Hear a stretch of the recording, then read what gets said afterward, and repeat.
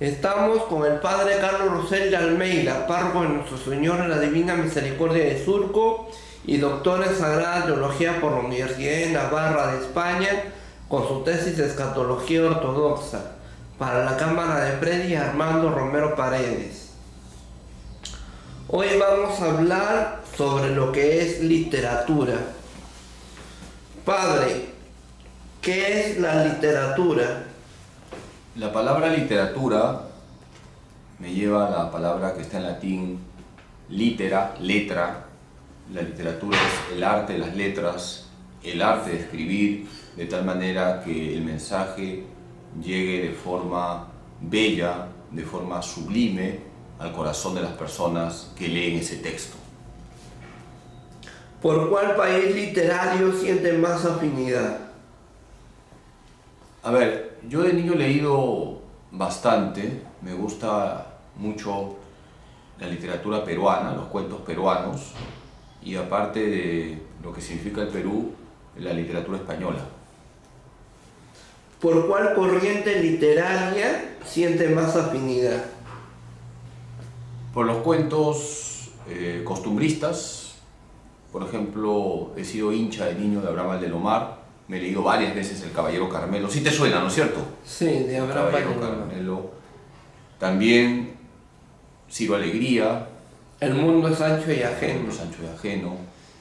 O sea, creo que nosotros en el Perú tenemos una riqueza literaria y esto hay que transmitirlo a las nuevas generaciones.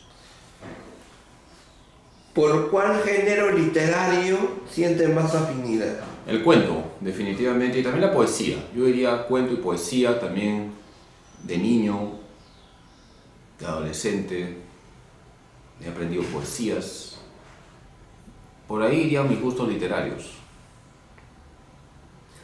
¿Por cuál técnica o estilo literario siente más afinidad? Por aquellos escritores que utilizan imágenes vivas, que expresan costumbres de un pueblo y que de forma sana te van relatando también la miseria humana. Por cierto, aprecio mucho también la literatura rusa, Dostoyevski. Aprecio mucho la literatura rusa porque los rusos tienen esa habilidad de comunicarte las tragedias del hombre de una forma muy cruda, pero también sin llegar al morbo. ¿Por cuál escritor siente más afinidad? Mira, en poesía yo he apreciado mucho a José Santos Chocano. ¿Te suena? El cantor de América autóctono y Por salvaje. ejemplo, yo sabía de memoria, ahora no y no me preguntes, pero en mis buenos tiempos sabía de memoria Los caballos de los conquistadores de José Santos Chocano. ¿Por cuál obra siente más afinidad? Como profesor de escatología está claro que lo que escribió Dante Alighieri. ¿Qué escribió Dante Alighieri? La Divina Es Comedia. una comedia que le he leído. Es verdad que hay que matizar porque usa mucho imágenes que no necesariamente tienen que ser así con relación al cielo, al purgatorio y al infierno, pero es un autor que ya como profesor de teología me ha parecido interesante. Es que en mis etapas he tenido diferentes gustos literarios, como te he dicho, de niño los cuentos, de adolescente las poesías. Como sacerdote tengo menos tiempo para leer literatura, pero he tenido que leer literatura porque en Navarra un gran profesor que tuve de teología, Juan Luis Lorda, que además es un gran escritor, me dijo: tienes que leer buena literatura para ser un buen teólogo, sobre todo los rusos, porque los rusos, Fedor Dostoyevski, Tolstoy, expresan muy bien, como he dicho, el corazón del ser humano. ¿Por cuál editorial literaria siente más afinidad? Bueno, creo que por haber presentado algunos libros con esa editorial, no que me hayan publicado libros, cuidado, Ya. sino porque me han contactado cuando era rector de la Facultad de Teología en la editorial Planeta. ¿Y qué libros escribió para el editorial? No he escrito ningún libro para la editorial Planeta, he escrito para Paulinas, pero he presentado y he difundido libros de Editorial Planeta, por ejemplo, Vence mi luz, que es un libro, una especie de diario de la Madre Teresa de Calcuta. Ya, ¿y qué me puede decir de Editorial Paulinas y Editorial San Pablo? Bueno, yo estoy muy agradecido con las hermanas Paulinas porque apostaron por mí cuando simplemente les presenté un borrador, y ese borrador lo presenté porque José Antonio Benito, profesor de historia, me dijo: escribe todo lo que tú quieras, que ellas te van a aceptar porque lo que tú escribes es interesante. Y bueno, pues presenté los manuscritos y las hermanas Paulinas se volvieron hinchas de este pecador. ¿Por cuál feria del libro siente más afinidad? ¿La del Feria del Libro de Lima o la del Feria del Libro Católico? Mira, yo tengo un bonito recuerdo de todas las ferias de libros, y además te agradezco porque tú has estado, creo que en todas las que yo he presentado, tanto la Feria Internacional del Libro como la de la Ricardo Palma, y me acuerdo que han presentado mis libros gente muy reconocida. Te acordarás de Chema Salcedo cuando presentó mi libro del Espíritu Santo, Miguel Humberto Aguirre. Ha presentado mi libro también este artista Bigotón, ¿te acuerdas? Sí. ¿No? El que trabajaba en los Detectilocos. ¿Quién? Ramón. ¿Cómo se llama? Ramón. ¿Ramón? Sí. ¿Ramón qué? Ahorita se me ha ido el apellido, pero el que trabajaba en los Detectilocos, que es profesor de teatro, presentó mi libro sobre San José. Ramón García. Ramón García. Ramón García. ¿Tú también? El que actuó con Jude Law Sí. en una producción Sí. sobre la Iglesia Católica y el Vaticano. Claro. Él, y bueno, yo te agradezco porque creo que tú has grabado todas mis presentaciones. Todas las presentaciones están ahí grabadas. Y tengo también experiencias de lo que es la Feria del Libro Católico, te acordarás, ¿no es cierto? Sí. Cuando organizábamos en la Facultad de Teología la Feria del Libro Católico.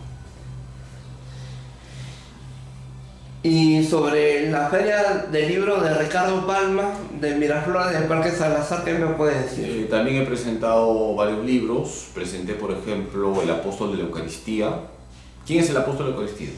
San Manuel González. Ahí presenté un ratito con el Espíritu Santo en la Feria de la Ricardo Palma.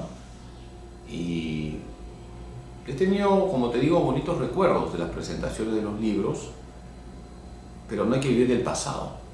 Así que ahora estamos aquí, al pie del cañón, hermano. ¿Qué novedades tiene para las próximas ferias del libro?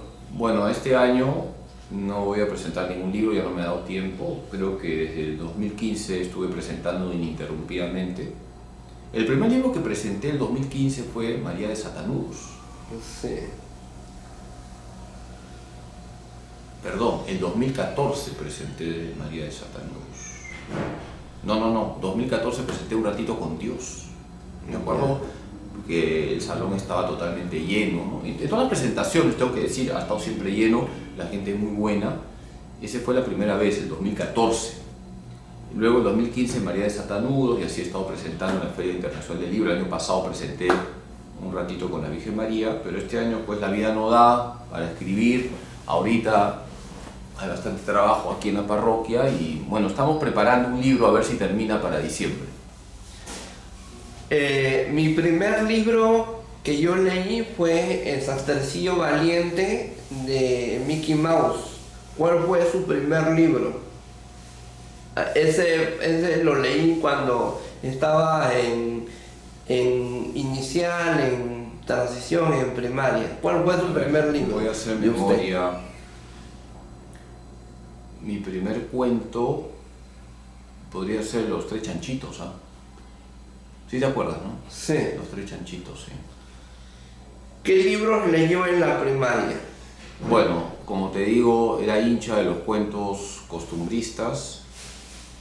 He leído a La Brama de Lomar, El Caballero Caramelo, he leído unos cuentos de Ciro Alegría, los cortos. El mundo de Sancho de Ajeno, muy largo, no lo he terminado de leer, no lo he leído.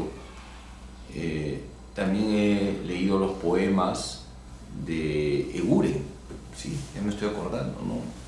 De Eguren, los poemas de José Santos Chocano, como te he dicho, de César Vallejo también, aunque ahora yo te lo digo con sinceridad, César Vallejo valoro su poesía, pero evidentemente su posición ideológica no la comparto, ¿no? ¿Y cuál es la posición ideológica de César Vallejo? Bueno, César Vallejo, que es como poeta, hay que distinguir lo técnico de su posición ideológica, su poesía buena, pero evidentemente pues tenía una línea de izquierda, ¿no? Ajá.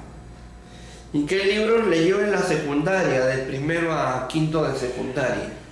Mira, la secundaria yo ya me metí más a los números. Ya, pero me dijo de que había Era leído un tigre poesía. los números, hermano, era un tigre. Me dijo que había leído poesía. Sí, claro que sí. Pero, a ver, cuarto, quinto de media, dejé de lado la literatura y me metí con todas las matemáticas porque me di cuenta que quería ser ingeniero y tenía que postular a la uni. Y tú sabes pues, que la uni, te pregunto, ¿es tranca o es fácil entrar? Tranca. Entonces había que meterse con todo a estudiar números y tú me preguntas qué he leído en secundaria, yo te diría la respuesta siguiente. Dejé la literatura, que de niño la leía, los cuentos, etc., para meterme con todo en las matemáticas. ¿Y qué libros de poesía recuerda de su adolescencia? Recuerdo mucho, por ejemplo, las poesías de Marcos Guren. Martos. No, de Guren, La niña de la lámpara azul, por ejemplo, me acuerdo. ¿Te suena? Ya. Recuerdo las poesías de José Santos Chocano, me la aprendí de memoria, por ejemplo, Los caballos de los conquistadores. Me acuerdo, por supuesto, Los heraldos negros, Hay golpes en la vida tan fuertes, Que yo no sé. de César Vallejo. Y, a ver, un poquito te voy dando un panorama. Cuarto, quinto de media, fui matemáticas, entré a la uni. En la uni no he visto letras para nada. En la uni me tuve que sacar la mugre porque la exigencia es fuerte. Terminé en la uni el año 92. ¿Qué he leído en mis años de estudiante en la uni? Llegó a un libro muy interesante, un libro que es literatura religiosa. Hay un libro que yo sí leí en mi tiempo en que estaba en la uni y que lo recomiendo, Camino. Camino, ¿y de qué se trataba? A ver, respóndeme, Camino, ¿de quién? ¿De qué se trataba? ¿Qué santo escribió Camino? No sé. El santo del ordinario, así lo definió San Juan Pablo II, San José María Escrivá de Balaguer. Recomiendo ese libro, cortito. Cuando ya terminé la uni y me mandaron a Ayacucho a trabajar, me lo llevé el libro y ahí lo leía. Muy bonito. Son frases espirituales. Por ejemplo, una frase dice lo siguiente: no subas como una gallina cuando puedes volar como las águilas. Pregunta, cuestionario, doctor. Si yo tuviera que aprender matemáticas, ¿qué libros de matemáticas, qué libros de números me aconsejaría? ¿El Baldor? El Baldor. ¿Qué otro más? No, el Baldor, hermano. No salgas del Baldor y luego ya hay libros más especializados. ¿O como cuáles? El Goñi, ya si quieres un nivel tipo uni, el Goñi de geometría, de trigonometría. Y ya en la uni, pues ahí te rayas. ¿Qué libros leyó en el seminario de Santo Toribio de Mogrovejo? Ya estamos en otra etapa, ya dejamos de lado el ingeniero, loco matemáticas, vamos al seminario. En el seminario leí muchísimos libros. ¿Cómo cuáles? Te explico, ¿no? Yo diría que los libros que he leído los agrupo en dos ámbitos: libros espirituales y libros teológicos. Libros espirituales, por ejemplo, Vida de Santos. He leído la vida de muchos santos y escritos de muchos santos. Un poquito el efecto de haber leído tantos libros de santos y de escritos de santos son un ratito con los santos 1, 2 y 3, que tú también estuviste en la presentación. Sí. Y literatura teológica. Tú sabes pues que yo soy profesor de teología, entonces si tú me dices, padre, y de literatura teológica, ¿a quién aprecia? San Agustín, Santo Tomás de Aquino, Ratzinger. Ratzinger es un tigre, hermano, es un tigre de los tigres. Sí. ¿Y qué libros leí en la biblioteca del seminario de Santo Toribio de Mogrovejo? En la biblioteca Depende del curso que llevaba, pues, ¿no? Ahora, ten en cuenta que yo empecé el seminario en Santo Toribio y luego fui enviado a Navarra. Entonces, en Navarra me encontré con una biblioteca espectacular, impresionante. Y pues, ¿qué libros he leído? En Navarra, sobre todo, fue, digamos, mi época de oro, porque leí los manuales de teología que se redactaban, Introducción a la Teología, el misterio de la creación, el misterio de Cristo, el misterio de Dios Uno, la Mariología, la Eclesiología, la Escatología. He leído libros de escatología, pues como profesor tengo que leer, ¿no? Ya. ¿Y qué libros leyó como vicario en Santa Rosa de Lima, en la parroquia Santa Rosa de Lima? ¿Qué libros? Yo creo que ahí sobre todo leí de San Manuel González, ¿no? Porque fue la etapa en la que me pidieron escribir la vida de San Manuel González, las obras de San Manuel González, textos de San Manuel González. ¿Qué libros leyó como párroco en Sagrado Corazón de María, en la cúpula?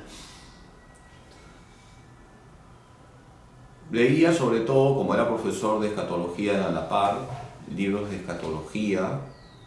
Leía libros de Ratzinger, por ejemplo el libro de Escatología de Ratzinger. ¿Qué libros leyó como párroco en Cristo Sacerdote? En Cristo Sacerdote me dediqué a repasar vidas de santos porque fue la etapa donde hice un ratito con los santos 1 y 2. ¿Qué libros leyó como párroco en Divina Misericordia de Surco? ¿Qué libros leyó? O sea, ya me está sacando de aquí ya. Bueno, ¿qué O sea, libros ya me van a leyó? cambiar, me ¿Qué van a libros cambiar. están leyendo? Me está matando ya. ¿Qué libros están De leyendo? repente eres profeta, hermano. Ya. A ver, acá me he metido en el diario de Santa Faustina, pero no lo acabo. El diario de Santa Faustina tiene 1828 números. ¿En qué número voy? 800. ¿Qué más he leído aquí? Ya llevo 4 años y medio. He leído bastantes libros también, pero no hay mucho tiempo acá. O sea, tú ves, cuando vienes te das cuenta que siempre hay gente que quiere confesarse, unciones.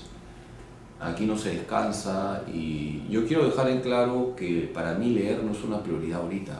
Primero es la gente. Tampoco escribir es una prioridad para mí.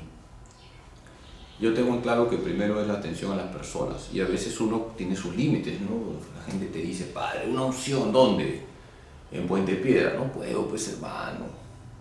Entonces también uno se da cuenta de sus límites, pero en los puchitos de tiempo hacemos algo, tratamos de leer, porque si el sacerdote tiene que estar informado, el sacerdote tiene que conocer lo básico. Por ejemplo, yo todos los días sí leo un número del catecismo.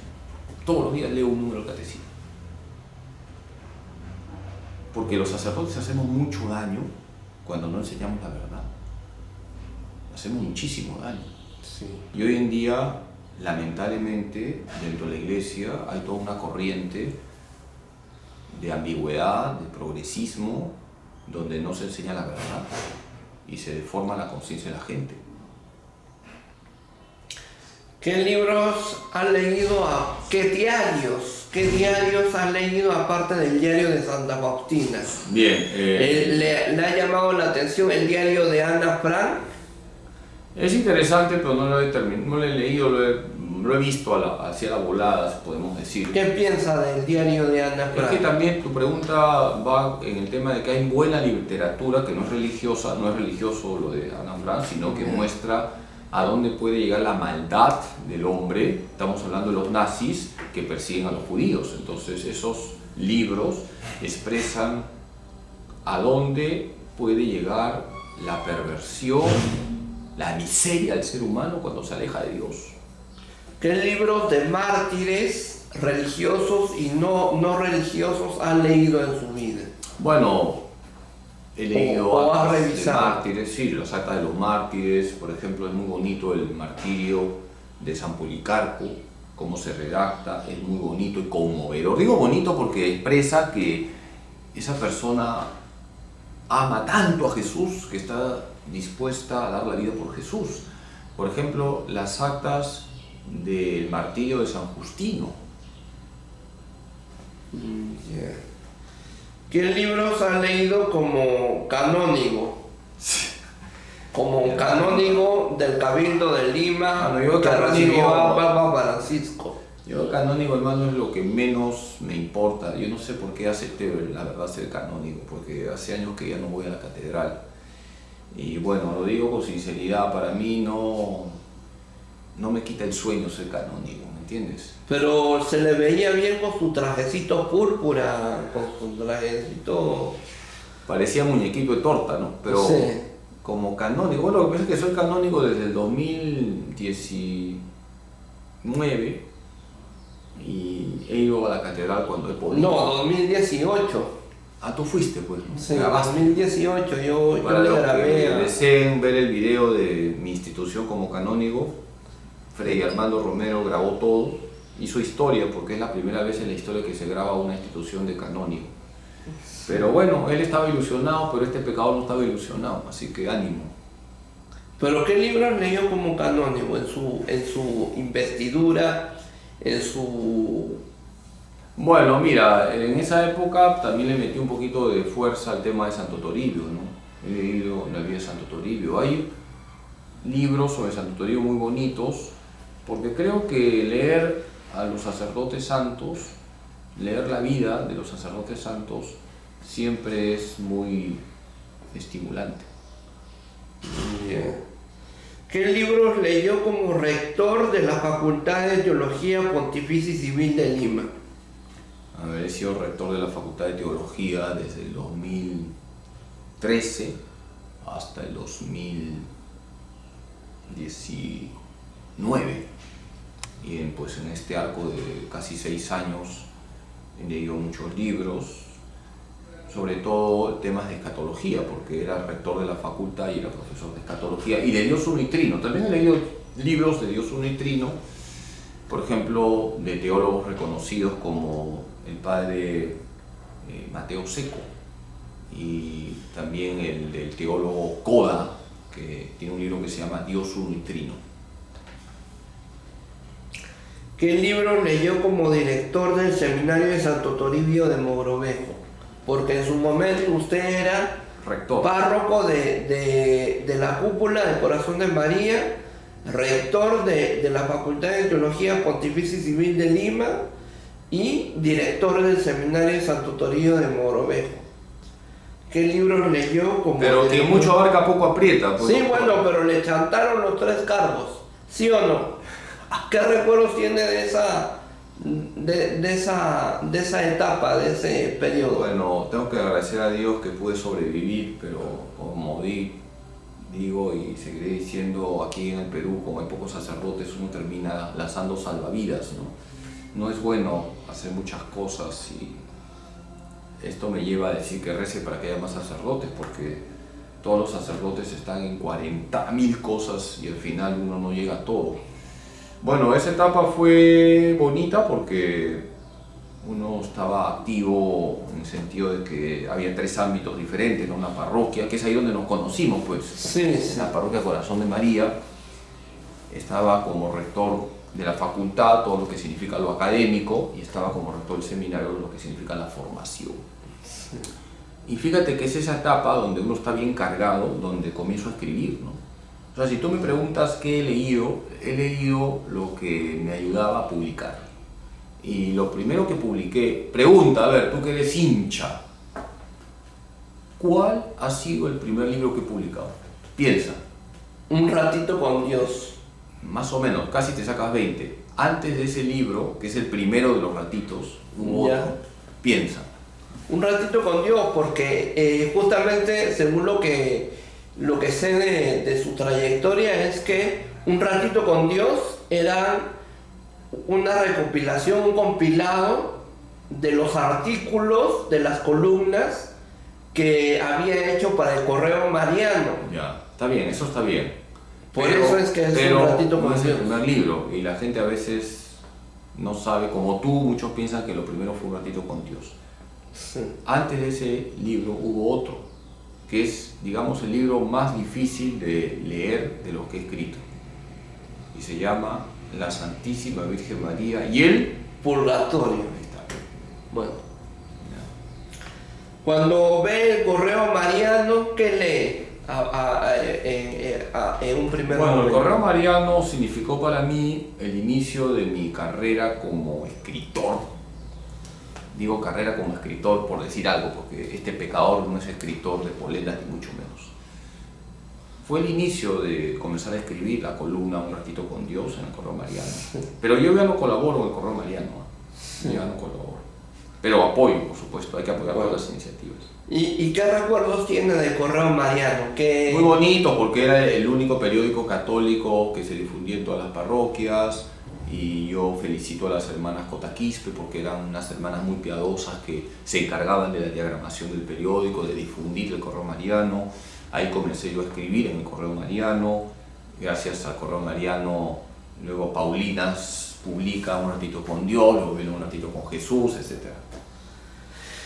¿Y qué me puede decir de la administración de José Antonio Alemán y Grau? José Alemán y Grau, el monseñor que está a cargo, que ha asumido la posta, la batuta del Correo Mariano. Monseñor Alemani es un evangelizador a tiempo completo y yo me saco el sombrero por Monseñor Alemani. Tuvo una excelente labor en Radio María. Yo hablo en Radio María por él y luego ha asumido Correo Mariano. Es un obispo que creo que ya está con más de 80 años, pero que está en modo evangelización. Así como tu celular lo pones en modo avión, él está en modo evangelización. Yeah. Siguiente, doctor. ¿Qué libro leyó como decano del decanato 9? Ay, me están poniendo todos los cargos como si fuese lo máximo, ni mucho menos. Bueno, ¿no? sí. Pero he sido decano porque los sacerdotes del decanato votaron por este pecador y punto, o sea, ningún mérito, ¿no? O sea, tenían que elegir a alguien y ya está. Sigue. ¿Qué opina de los personajes que hacen de héroes? En los cómics, en los libros de literatura infantil, Ya, pero mira, literatura escúchame. juvenil. Esto me lleva a la literatura griega, que no has tocado. Sí. La literatura griega es la que inicia la exaltación de los héroes y en el héroe se resaltaba el arete. Arete en griego es la virtud. Entonces, los héroes son héroes por sus virtudes. Si tú lees la literatura griega, tenemos los héroes griegos que tenían la valentía, la fortaleza, la honestidad, la unidad de vida. No eran cobardes, no eran traidores, no eran deshonestos. Entonces, el héroe expresa el arete. ¿Qué es el arete? La valentía, La virtud. la virtud. ¿Qué opina de los personajes que hacen de villanos? Que expresa la miseria humana, pero la vida, quiero aclarar, no es dualista, ¿no? No es que acá están los buenos y aquí los malos. En tu corazón está el bien y el mal. Te acordarás, si has estado en misa, y creo que vas a misa todos los días, de este último domingo, cómo Jesús nos contaba la parábola del trigo y la Cizaña. Entonces, el trigo, los héroes, la cizaña, los villanos, sí, pero en tu corazón hay trigo y cizaña. Haz examen de conciencia y detecta la cizaña que tienes. Ya. ¿Qué tanta pena siente de que un héroe se vuelva villano en una historia literaria? Llevándolo a lo espiritual, expresa el hecho de que una persona que vive bien y en gracia baja la guardia y se pervierte. Mira, hay un dicho que dice, la corrupción de lo mejor, lo peor. La corrupción de lo mejor, lo peor. Judas, llamado por Jesús, estuvo con Jesús.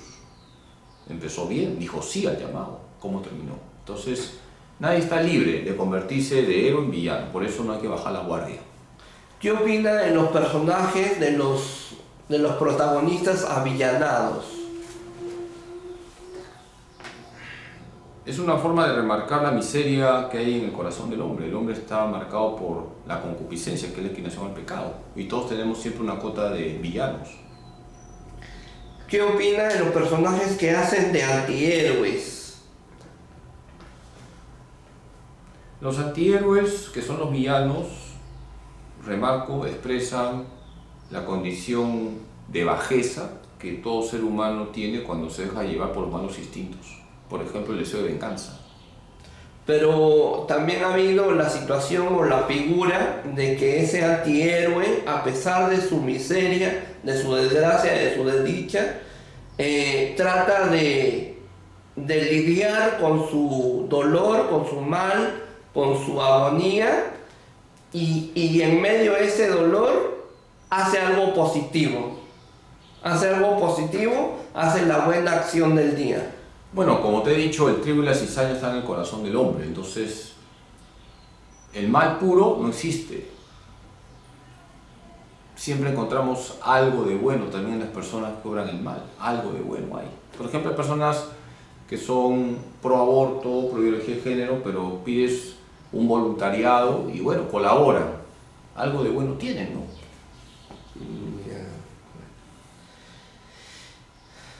¿Qué opina de los personajes descartados y vulnerables? Que es un llamado de atención a la sociedad para no descartar a nadie. Tenemos que estar cerca de los frágiles, cerca de aquellos que sufren. Y como dice el Papa Francisco, no debemos considerar a nadie como material descartable. ¿Qué piensa del jorobado de Notre Dame y de la literatura de Esopo? Bueno, Esopo son fábulas y las fábulas siempre traen enseñanzas. Sí, a pesar de su condición física, pues, ¿no? El jorobado de Notre Dame expresa lo que es un descartado, pero en ese jorobado hay valores, ¿no? Y algo muy importante, ¿no?, que está en el Principito, es que lo esencial no es lo exterior, sino lo interior. ¿Qué opina de los cuentos de hadas? Que tienen su función, sobre todo para los niños, porque hacen volar la imaginación y nos hace bien volar la imaginación porque es una forma de desarrollar también las capacidades espirituales del ser humano, la memoria, la imaginación, la inteligencia, todo eso se va desarrollando a través de los cuentos de hadas o de cuentos donde hay imágenes vivas, ficticias, pero que en el fondo traen una enseñanza para la vida concreta. ¿Qué opina de las fábulas de Esopo y Félix María Samaniego? Las fábulas son una forma muy pedagógica de comunicar una enseñanza y que se recomienda que los sacerdotes también utilicen cuentitos, imágenes para llevar el mensaje del Evangelio. ¿Qué opina de los mitos y las leyendas literarias? Forma parte del patrimonio cultural de la humanidad el que en diferentes culturas se forjen mitos que en el fondo tienen una enseñanza. Un mito es un relato ficticio, pero trae en el fondo una enseñanza. Entonces el mito, en cuanto mito, no se ha dado en la realidad, pero hay que descubrir en el fondo del mito qué enseñanza tenemos. ¿Qué me puede decir de los hermanos Ayer, de Ollantay, el drama incaico Ollantay, de Manco Cápac y Mamaocchio? ¿Qué me puede decir de son todos mitos, esos mitos? Son mitos que quieren expresar el origen de las culturas precolombinas, incaicas, vamos a ponerlo así, más general, pero en el fondo la enseñanza es que tenemos que partir de un origen para comenzar a hablar de la historia de la humanidad.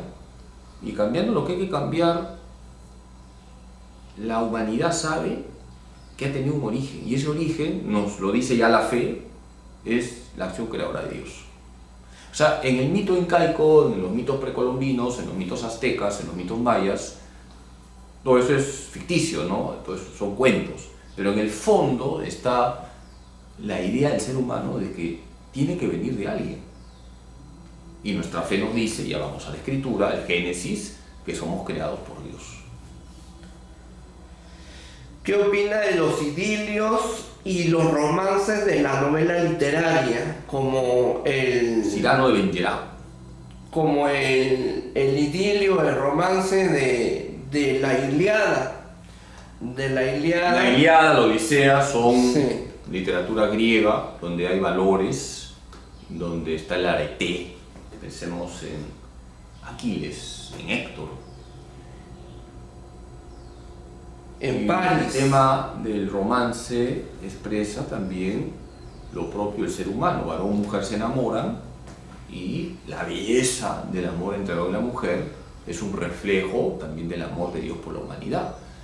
Y aquí quiero decir algo, ¿no? Es una pena que hoy en día la literatura romántica se haya rebajado a lo erótico en sentido malo, porque hay erótico en sentido bueno, y no se exprese como se expresaba antes la belleza del amor entre el varón y la mujer. Ya. ¿Y qué me puede decir del romance que hubo entre Romeo y Julieta de William Shakespeare?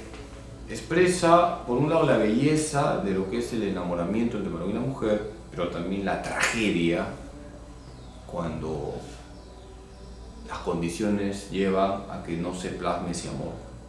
¿Cree que, Tragedia de un amor frustrado. ¿Cree que William Shakespeare recoge, rescata y resalta y relanza la tragedia griega en una época como es el teatro isabelino? Sí, definitivamente que encontramos de alguna manera los antecedentes en la literatura griega, en la tragedia griega, De Homero. ¿sí? Y lo encontramos en otro contexto, estamos ya en Inglaterra, pero evidentemente Shakespeare tiene el mérito de poner su propio estilo. Cada literato, cada escritor tiene su propio estilo.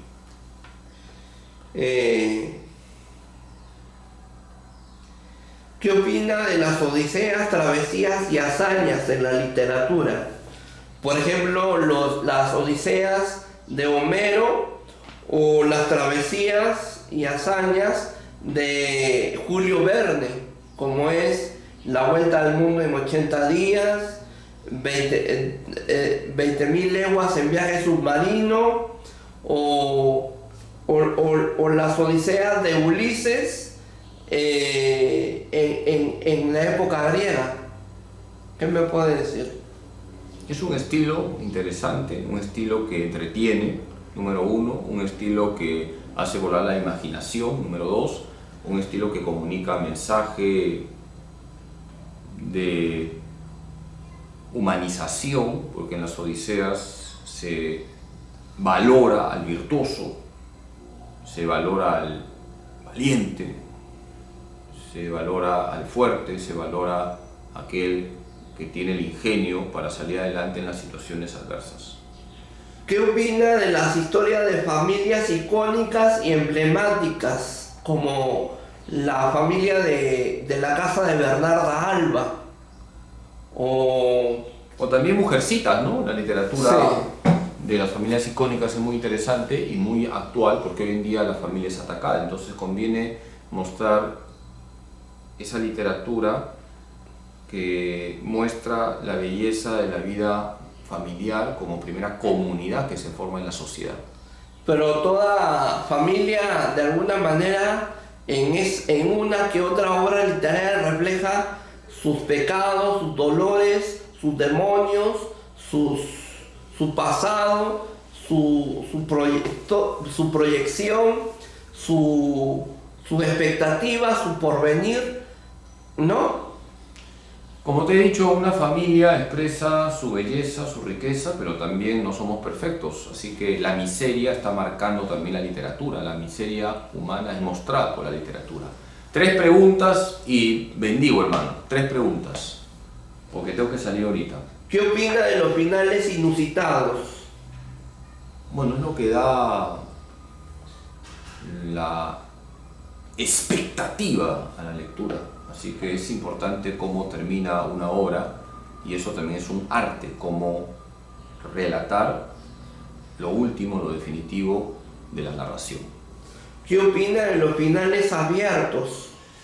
Es otro estilo, es un artificio literario que abre la imaginación, abre al futuro la obra y permite también que pueda haber una segunda obra. ¿Qué opina de los finales que dan pie a otras tragedias, como la Ilíada da pie a que se origine, se geste, se cree la Odisea? Bueno, estamos en lo que significan las sagas, ¿no?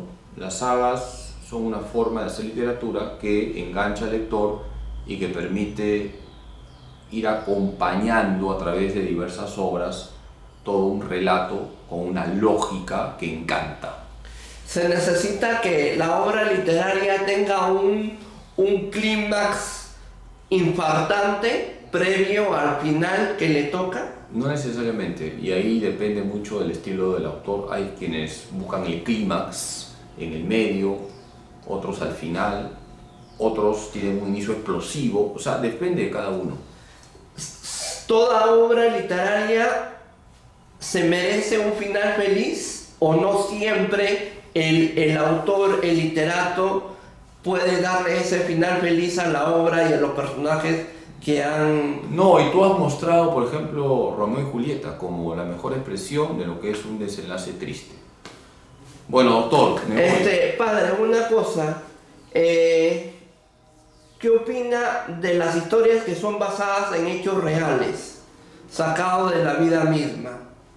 Me parece que tienen un gran valor histórico porque permiten meternos en el contexto histórico del relato y tienen mucho valor. A mí me gustan mucho esos tipos de textos, ¿no?, históricos, porque te permiten conocer historia. También la historia te genera un bagaje cultural que es importante para conocer también los errores que han habido en el pasado y no volver a repetirlos. Bueno, ¿Qué opina de las historias que son pura ficción, que son pura fantasía, ilusión? Se puede envolver, se puede enganchar al público lector con historias que son pura ficción, pura fantasía, pura ilusión? La ficción ayuda a desarrollar la imaginación y todo lo que permita potenciar la imaginación, la memoria, la inteligencia, en cuanto que lo causamos al bien, bendito sea Dios. Bueno, doctor. Fue el padre Carlos Rosell de Almeida, párroco de Nuestra Señora Divina Misericordia de Surco y doctor en Sagrada Teología por la Universidad de Navarra de España, con su tesis de Escatología Ortodoxa para la Cámara de Freddy Armando Romero Paredes. No se pierda el Correo Maliano, su boletín informativo a cargo de Monseñor José Ignacio Alemán y Grau de la Arquidiócesis de Lima. También no se pierdan los programas radiales del padre Carlos Rosell de Almeida, confirmando nuestra fe los martes a las 10 de la mañana por Radio María Perú y los domingos el programa Hoy es el Día del Señor a las 9:30 de la mañana por Radio María Perú. Lo puedes sintonizar en cualquier aparato o dispositivo de audio, de sonido. Lo puedes sintonizar en la página web de Radio María Perú y lo puedes sintonizar en el fanpage de Radio María Perú, esa página de Facebook que tiene el logotipo de la Virgen en tonos turquesas, pasteles y celestes. Listo, doctor. También no se pierda los libros que ha escrito el padre Carlos Rosell de Almeida a lo largo de casi 20 años de trayectoria. Semillas de Misericordia, 20 años, casi 20 años, pues 19, 20 que ya tiene. Ya, tranquilo. Semillas de Misericordia, el brazo que sostuvo a Dios y los ratitos que usted ya conoce, como un ratito con la Virgen María. De venta en librerías Paulinas, en librería San Pablo, en librería Santa Faustina del Señor de la Divina Misericordia de Surco y en la librería Salesiana en las primeras cuadras de la Avenida Brasil.